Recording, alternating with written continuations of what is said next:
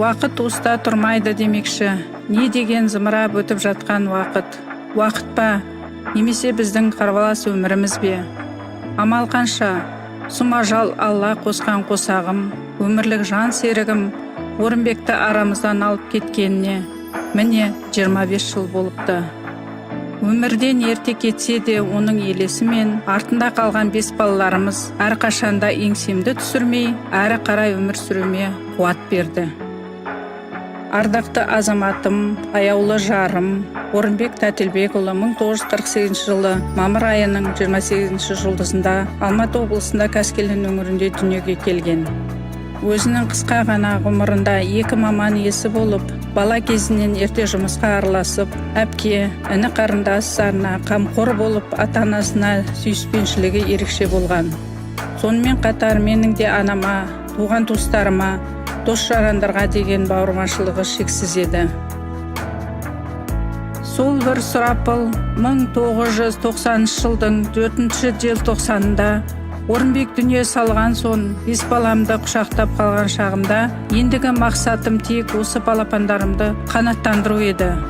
Сол балаларымды аяққа тұрғызғанша жаныма шипа болып, ерекше қолғабыс көрсеткен, қазіргі кезде өмірден өтіп кеткен жан анашымның қосқан үлесі зор еді.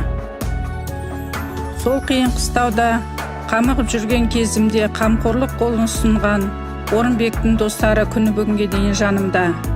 Әкең өлсе де, әкеңді көрген өлмесін дегендей, маған туыс бауыр болып кеткен, осындай достар тауып берген Орекеңе мың алғыс.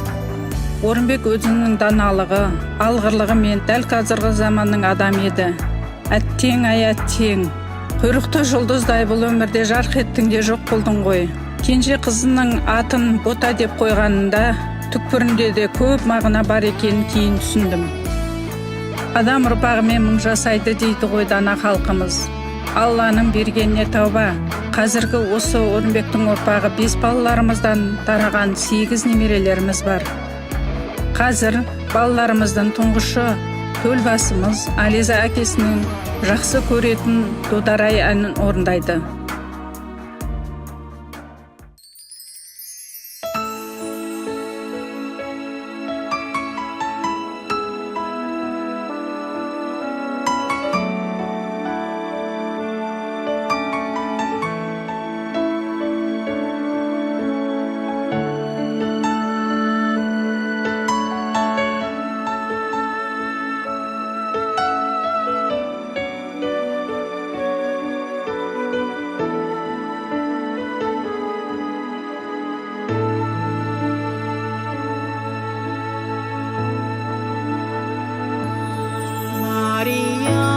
Шағыр деген орыс қызы